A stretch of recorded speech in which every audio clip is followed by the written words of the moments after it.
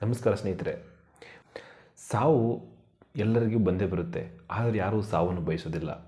ಹಾಗೆ ನಾವು ಇವಾಗಿನ ಪ್ರೆಸೆಂಟ್ ಪರಿಸ್ಥಿತಿಗೆ ನಾವು ನೆನೆಸ್ಕೊಂಡ್ರೆ ನೀರು ಎಲ್ರಿಗೂ ಬೇಕು, ಆದರೆ ನೀರನ್ನ ಯಾರೂ ಉಳಿಸೋದಿಲ್ಲ.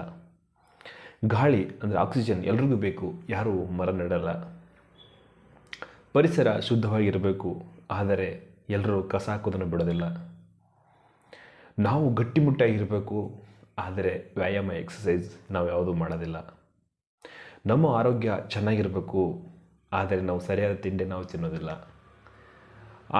ಆದರೆ ನಾವು ಪಕ್ಷಿ ಪ್ರಾಣಿಗಳೆಲ್ಲ ಚೆನ್ನಾಗಿರಬೇಕು, ಆದರೆ ನಮ್ಮ 5G 6G ಅಂತ ಇಂಟರ್ನೆಟ್ಟು, ಆಮೇಲೆ ಬೈಕು ಕಾರು ಇವುಗಳನ್ನ ಯಾವುದು ಕರೆಕ್ಟಾಗಿ ಯೂಸ್ ಮಾಡಲ್ಲ. ಕಾರು ಬೈಕು ಕರೆಕ್ಟಾಗಿ ಯೂಸ್ ಮಾಡಲ್ಲ, ಆದರೆ 5G 6Gನ ಸರಿಯಾಗಿ ಯೂಸ್ ಮಾಡೋದನ್ನು ಬಿಡಲ್ಲ.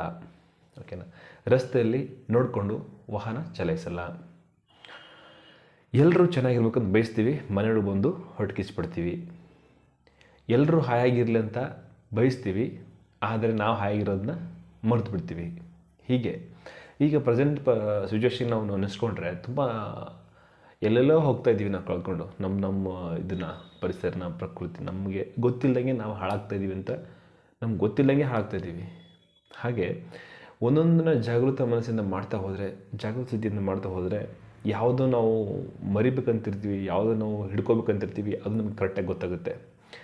ನಮ್ಮ ಲೈಫ್ ಇಂಪ್ರೂವ್ಮೆಂಟ್ಗೆ ಏನೇನಿದೆಯಲ್ಲ ಅದು ನಾವು ಪರ್ಫೆಕ್ಟಾಗಿ ಮಾಡಬೇಕಂದ್ರೆ ನಾವು ಪರ್ಫೆಕ್ಟಾಗಿ ಇರಬೇಕು. ಪರ್ಫೆಕ್ಟಾಗಿ ಇರಬೇಕಂತಂದರೆ ಮಾಡಬೇಕಿದ್ದು ಒಂದೇ ಕೆಲಸ ಅಂದರೆ ಮೆಡಿಟೇಷನ್, ಧ್ಯಾನ ಒಂದೇ ಇದಕ್ಕೆ ಸರಿಯಾದ ಮಾರ್ಗ.